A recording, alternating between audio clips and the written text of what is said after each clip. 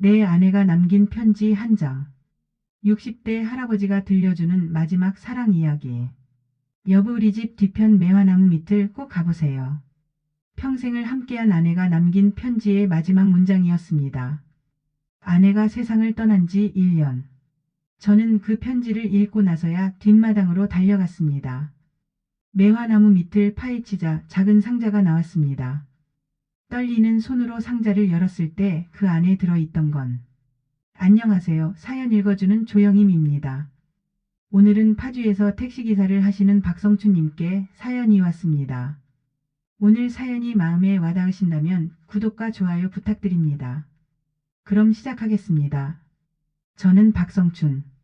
올해 68입니다. 파주에서 택시를 모는 평범한 사람입니다. 아주 평범한. 특별한 재주도 없고 돈을 많이 번 것도 아닙니다. 그냥 성실하게 묵묵히 일만 했죠. 새벽 4시면 일어나서 차를 닫고 5시면 첫 손님을 태우러 나갔습니다. 밤 11시, 12시에 들어와서 밥 한 끼 먹고 잠드는 게 제 일상이었습니다. 40년을 그렇게 살았습니다. 아내 이름은 한미수. 저보다 2살 어렸죠. 26에 만나서 27에 결혼했습니다. 솔직히 말씀드리면 저는 그렇게 다정한 남편은 아니었습니다. 사랑해라는 말 한 번도 제대로 해본 적 없었어요. 결혼기념일도 자주 까먹었고 아내 생일도 몇 번이나 지나쳤습니다. 그냥 돈 벌어오는 게 남편의 도리라고 생각했거든요. 말보다는 행동, 감정 표현보다는 책임감.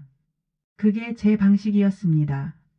아내도 그런 저를 아는지 별말 없이 지냈습니다.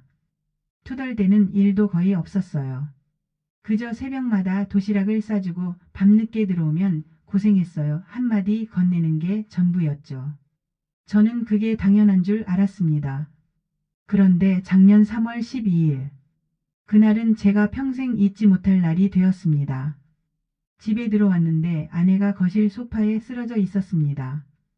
119를 불렀고 병원으로 급히 옮겼지만 이미 늦어버렸습니다. 의사 선생님이 말씀하시더군요. 이미 몇 달 전부터 심장에 문제가 있으셔서 병원을 몇 번 오셨던 것 같습니다. 그런데 병원에는 왜 계속 안 오셨나요? 저는 그때 처음 알았습니다. 아내가 혼자 병원을 다녔다는 걸. 저한테는 아무 말도 안 했다는 걸. 장례를 치렀습니다. 장례식장에 사람들이 많이 왔습니다. 아내를 아끼던 분들이 많았나 봅니다. 그런데 정작 저는 눈물 한 방울 흘리지 못했습니다. 실감이 안 났던 거죠. 40년을 함께 살았는데 이렇게 갑자기 떠날 수가 있나 싶었습니다. 3일장을 치르고 집에 돌아왔습니다. 집이 너무 조용했습니다. 현관문을 열어도 왔어요. 하는 목소리가 없었습니다. 부엌에서 설거지하는 소리도, 거실에서 TV 보는 소리도 없었습니다. 그제야 실감이 났습니다. 아, 이제 정말 혼자구나. 한 달쯤 지났을까요? 저는 아내의 옷가지를 정리하기 시작했습니다. 옷장을 열고 서랍을 하나씩 열었죠. 아내가 아끼던 옷들, 액세서리들, 화장품들. 그러다가 침대 옆 협탁 서랍 깊숙한 곳에서 봉투 하나를 발견했습니다. 하얀 봉투였습니다. 성춘 씨에게. 아내의 글씨체였습니다. 손이 떨렸습니다. 봉투를 들고 한참을 망설였어요. 열어야 하나 말아야 하나. 왜 이걸 서랍 깊숙이 숨겨뒀을까? 왜 살아있을 때 주지 않았을까? 여러 생각이 머릿속을 스쳤습니다. 결국 봉투를 열었습니다. 편지지가 3장이었습니다. 안에 특유의 둥근 글씨체로 빼곡하게 적혀 있었죠. 첫 문장을 읽는 순간 가슴이 철렁 내려앉았습니다. 당신이 이 편지를 읽고 계신다면 저는 아마 당신 곁에 없겠지요. 편지는 이렇게 시작됐습니다. 사실 저는 6개월 전부터 알고 있었어요. 제 심장에 문제가 있다는 걸. 의사 선생님이 수술을 권했지만 저는 거절했습니다.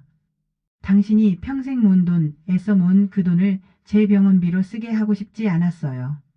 우리 딸 결혼 자금도 아직 부족한데 손주들 학비도 생각해야 하는데 그래서 제 눈에서 눈물이 흘러내렸습니다. 그게 그렇게 당연한 일이었나요? 당신 목숨보다 돈이 더 중요했나요? 편지는 계속 이어졌습니다. 당신은 늘 무뚝뚝했죠. 사랑한다는 말도 잘 안 하고 손 한 번 잡아주는 법도 없고. 처음엔 서운했어요. 정말 많이 서운했습니다. 하지만 시간이 지나면서 알았어요. 당신의 사랑은 말이 아니라 행동이라는 걸요. 새벽같이 나가서 밤늦게 들어오는 당신. 몸이 아파도 쉬지 않고 핸들을 잡는 당신. 제가 좋아하는 과일이 있으면 비싸도 사오는 당신. 그게 다 사랑이었다는 걸 이제는 압니다. 저는 편지를 읽으면서 과거를 떠올렸습니다. 아내가 감기에 걸렸을 때 저는 약 먹고 자라는 말만 남기고 출근했었죠. 아내가 생일에 케이크를 사왔을 때 저는 이런 거 사지 말고 아껴라고 했었습니다. 결혼기념일을 잊었을 때 아내는 웃으며 괜찮아요. 당신 바쁜 거 아는데라고 했었습니다. 그때마다 아내는 혼자 얼마나 외로웠을까요? 편지의 마지막 부분을 읽었습니다. 성춘 씨, 제가 하나 부탁이 있어요. 너무 슬퍼하지 마세요. 저는 당신과 함께한 40년이 정말 행복했어요. 그리고 우리 집 뒤편 매화나무 밑을 꼭 가보세요. 거기에 제가 당신을 위해 준비해둔 게 있어요. 편지를 다 읽고 나서 저는 한참을 멍하니 앉아 있었습니다. 매화나무라고요? 뒷마당에 있는 그 나무요? 그 나무 밑에 뭐가 있다는 거죠? 저는 편지를 꼭 쥐고 뒷마당으로 향했습니다. 밤 11시가 넘은 시간이었습니다. 뒷마당은 어두웠지만 보름달이 환하게 비추고 있었습니다. 매화나무. 우리 집 뒤편에 있는 그 오래된 나무. 사실 그 나무는 아내가 결혼하고 처음으로 심은 나무였습니다. 신혼 때였죠. 27살 새색시였던 아내가 어디선가 작은 묘목을 사왔습니다.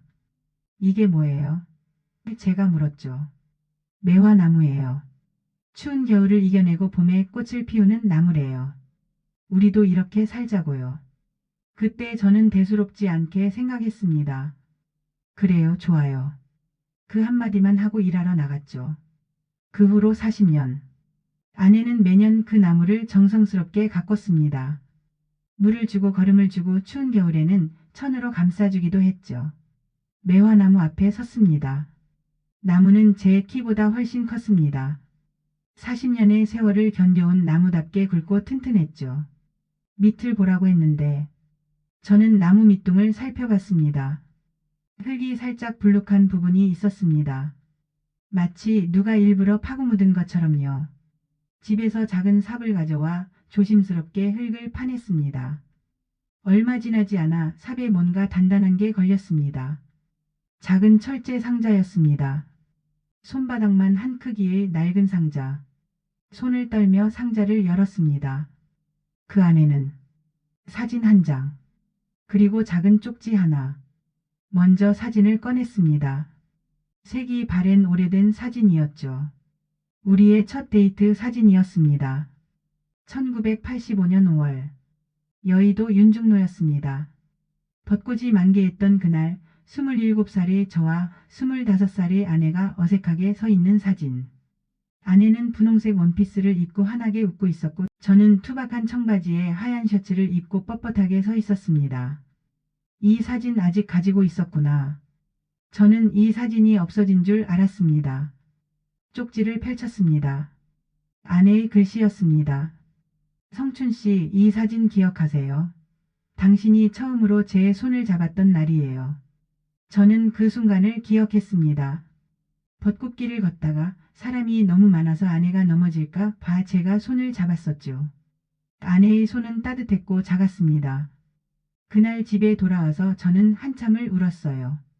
행복해서요. 이 사람이 내 평생의 사람이 되겠구나 그렇게 생각했어요. 당신이 무뚝뚝해서 싫었던 날도 있었어요. 왜 사랑한다는 말을 안 할까? 왜 기념일을 잊어버릴까? 많이 서운했죠. 하지만 지금 생각해보니 그게 다 당신의 사랑이었어요. 새벽마다 제 도시락을 보고 웃던 당신. 제가 아플 때 약국에 다녀오던 당신. 제 생일을 잊은 척하면서 몰래 케이크를 사다 차 트렁크에 숨겨두던 당신. 그때 저는 알았어요. 아, 이 사람은 말은 못해도 저를 정말 사랑하는구나. 케이크를 트렁크에 숨겨뒀다고요? 저는 그런 적이 있었나 기억을 더듬었습니다. 있었습니다. 한 15년 전쯤 아내 생일을 깜빡했다가 출근하면서 급하게 케이크를 샀었죠. 그런데 손님을 태우는 바람에 줄 타이밍을 놓쳐서 트렁크에 숨겨뒀다가 저녁에 슬쩍 꺼내놨었습니다. 그걸 아내가 알고 있었구나. 쪽지의 마지막 문장. 성춘 씨, 다음 생에도 당신 아내로 태어나고 싶어요. 그때는 제가 먼저 사랑한다고 말할게요. 그 순간 저는 그 자리에 주저앉았습니다. 매화나무 밑 아내가 묻어둔 상자를 안고서 40년을 함께 살면서 저는 아내의 마음을 제대로 알지 못했습니다. 아내가 얼마나 외로웠을까요? 사랑한다는 말 한마디 듣고 싶었을 텐데 저는 그 쉬운 말 한마디를 하지 못했습니다. 손 한번 잡아주길 바랐을 텐데 저는 늘 피곤하다며 먼저 잠들었습니다. 기념일을 챙겨주길 원했을 텐데 저는 그런 게 뭐가 중요해라며 무시했습니다. 아내가 얼마나 외로웠을까요? 그런데도 아내는 묵묵히 제 곁을 지켜줬습니다. 새벽마다 도시락을 싸주고 밤늦게 들어오면 따뜻한 물로 발을 씻겨주고 제가 좋아하는 된장찌개를 끓여주고 한 번도 당신은 날 사랑하지 않는 것 같아라고 말한 적이 없었습니다. 저는 다시 상자를 들여다봤습니다. 혹시 또 뭔가 있나 싶어서요. 그리고 발견했습니다. 사진 밑에 숨겨져 있던 작은 종이 쪽지 하나를 더. 우리 집 안방 옷장 제일 위 칸 오른쪽 구석. 거기에 노란 봉투가 하나 있어요. 그것도 꼭 봐주세요. 저는 상자를 들고 급히 집으로 들어갔습니다. 안방으로 달려가 옷장을 열었습니다. 제일 위 칸은 손이 잘 닿지 않는 높이였습니다. 의자를 가져와 올라갔죠. 오른쪽 구석을 더듬었습니다. 있었습니다. 노란 봉투. 봉투를 꺼내 열었습니다. 그 안에는 통장이 하나 들어 있었습니다. 은행 통장. 제 명의로 된 통장이었습니다. 이게 뭐지? 통장을 펼쳤습니다. 첫 입금일은 1988년 3월 15일. 우리가 결혼하고 3년 후였습니다. 10만원. 그 다음 달에도 10만원.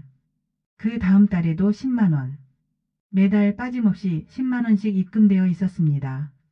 37년 동안 한 번도 빠짐없이. 그리고 통장의 마지막 잔액은 4,440만원. 통장 속에 쪽지가 하나 더 있었습니다.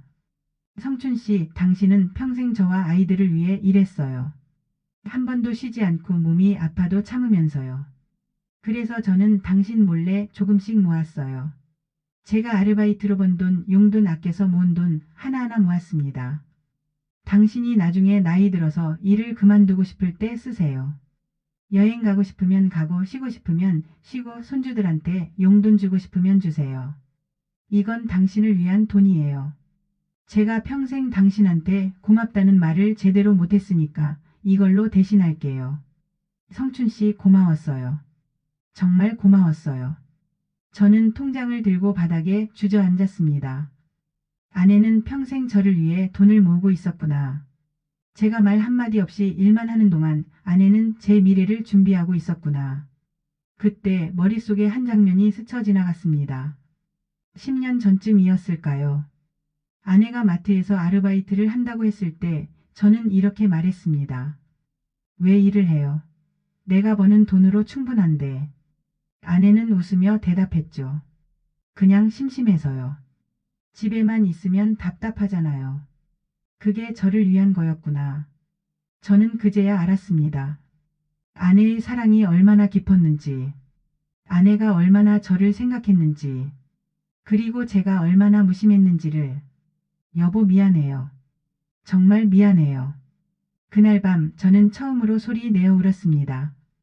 40년 결혼 생활 동안 단 한 번도 흘리지 않았던 눈물을 그날 밤 쏟아냈습니다. 새벽 4시였습니다. 저는 통장과 편지 그리고 사진을 들고 다시 뒷마당으로 나갔습니다. 매화나무 앞에 섰습니다. 달빛 아래 서 있는 나무는 마치 아내가 그곳에 서 있는 것 같았습니다. 여보. 제 입에서 그 말이 나왔습니다. 평생 어색해서 부르지 못했던 그 호칭. 여보, 나 이제야 알았어. 당신이 얼마나 날 사랑했는지, 당신이 얼마나 외로웠는지, 당신이 얼마나 나를 위해 살았는지. 나는 정말 바보였어. 40년을 함께 살면서 단 한 번도 제대로 된 사랑을 표현하지 못했어. 나무는 아무 대답이 없었습니다. 그저 봄바람에 가지만 흔들릴 뿐이었죠. 사랑한다는 말 왜 그렇게 어려웠을까? 고맙다는 말 왜 한 번도 제대로 못했을까? 당신이 새벽마다 도시락 싸줄 때 한 번이라도 안아줄 걸. 당신이 아플 때 손 잡아주고 괜찮아요 말해줄 걸. 당신 생일날 꽃 한 송이라도 사다 줄 걸. 결혼기념일에 당신과 결혼해서 행복해요. 그 말 한마디 해줄 걸. 그때였습니다. 봄바람이 불어왔습니다. 그리고 매화나무에서 하얀 꽃잎 하나가 떨어졌습니다.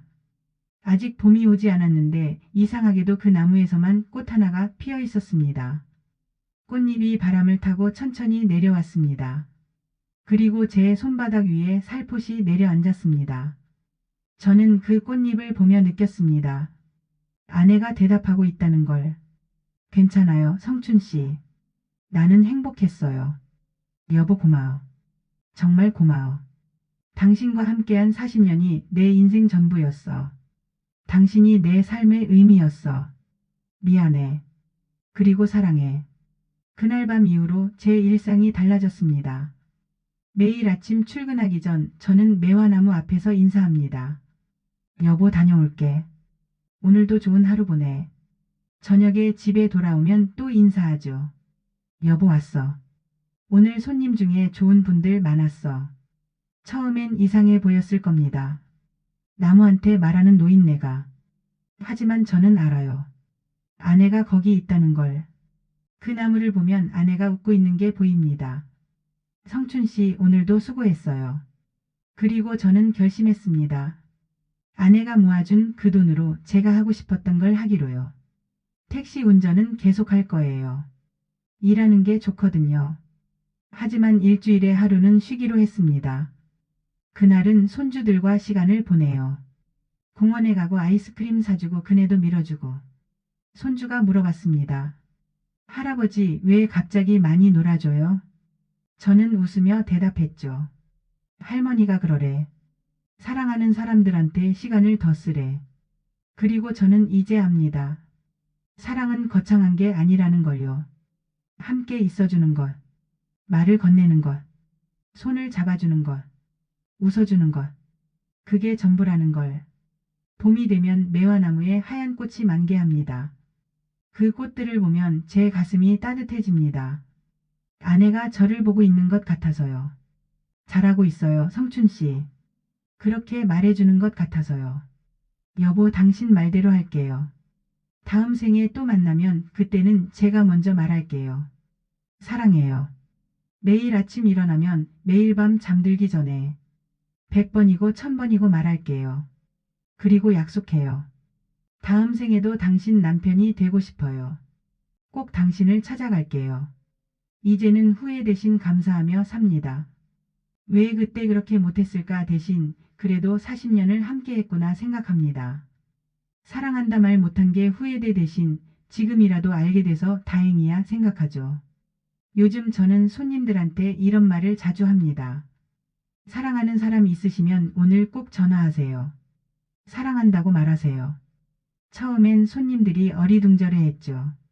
갑자기 왜 그러세요, 기사님? 그러면 저는 웃으며 대답합니다. 제가 후회하거든요. 늦기 전에 하세요. 그렇게 말하면 손님들 중 몇몇은 차에서 내리자마자 전화를 거는 걸 봤습니다. 여보 나야. 아니 그냥 사랑한다고 말하고 싶어서. 엄마 나 지금 택시 타고 가는데. 그냥 보고 싶어서 전화했어.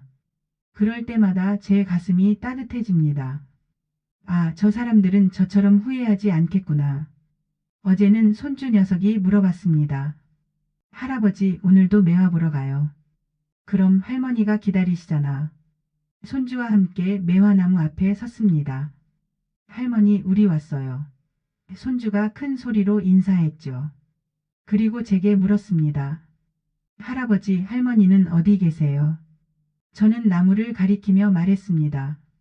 저기 계셔. 할머니는 저 나무가 되셨어. 나무요? 응. 봄이 되면 하얀 꽃이 활짝 피거든. 그게 다 할머니가 우리한테 보내는 미소야. 손주는 고개를 끄덕이며 나무를 쓰다듬었습니다. 할머니 저 잘 지내요. 할아버지도 잘 돌볼게요. 그 모습을 보며 저는 생각했습니다. 아내가 정말 기뻐하겠구나. 손주가 이렇게 밝게 자라는 걸 보면서요. 요즘 저는 행복합니다. 아내가 없어서 외롭긴 하지만 동시에 행복합니다. 왜냐하면 이제는 알거든요. 사랑은 끝나지 않는다는 걸. 사람은 떠나도 사랑은 남는다는 걸. 그리고 그 사랑은 제 삶을 계속 지탱해준다는 걸. 오늘 아침에도 매화나무 앞에 섰습니다. 여보 다녀올게. 오늘 날씨 좋다. 당신도 좋은 하루 보내. 그리고 출근길에 차를 몰면서 생각했습니다. 아내가 제게 남긴 건 편지만이 아니었구나. 아내는 제게 사랑하는 법을 가르쳐줬습니다. 늦게라도 깨닫게 해줬습니다. 그리고 남은 인생을 어떻게 살아야 하는지 보여줬습니다. 이제 저는 알았습니다. 인생에서 가장 중요한 건 돈도 명예도 아니라는 걸. 바로 지금 내 곁에 있는 사람이라는 걸. 그 사람에게 사랑을 전하는 것. 그게 인생의 전부라는 걸요. 올해 봄에도 매화가 필 겁니다. 하얀 꽃들이 활짝 피어나겠죠. 그러면 저는 또 나무 앞에 서서 말할 겁니다. 여보 올해도 예쁘게 피었네. 고마워. 사랑해. 오늘 사연은 정말 마음이 따뜻하면서도 먹먹하네요. 사랑한다는 말. 참 쉬운 말이잖아요. 세 글자. 사랑해. 그런데 우리는 왜 그렇게 그 말을 못할까요? 부끄러워서? 어색해서? 아니면 어차피 알 거야 라고 생각해서. 하지만 여러분 아무도 모릅니다. 내일이 올지 안 올지. 지금 내 곁에 있는 사람이 내일도 내 곁에 있을지. 박성춘 할아버지처럼 아내를 떠나보내고 나서야 후회하지 말았으면 좋겠습니다. 오늘 지금 당장 사랑하는 사람에게 전화 한 통 하세요. 사랑해. 고마워. 당신이 내 곁에 있어서 행복해. 그 한마디면 충분합니다. 그리고 오늘 사연이 마음에 닿았다면 구독 버튼 눌러주시고요. 좋아요로 응원해주세요. 그리고 댓글로 여러분의 사랑 이야기도 남겨주세요. 여러분은 오늘 누구에게 사랑을 전하고 싶으신가요? 지금까지 사연 읽어주는 조영임이었습니다. 다음 시간에 또 다른 사연 읽어드리러 올게요. 안녕히 계세요.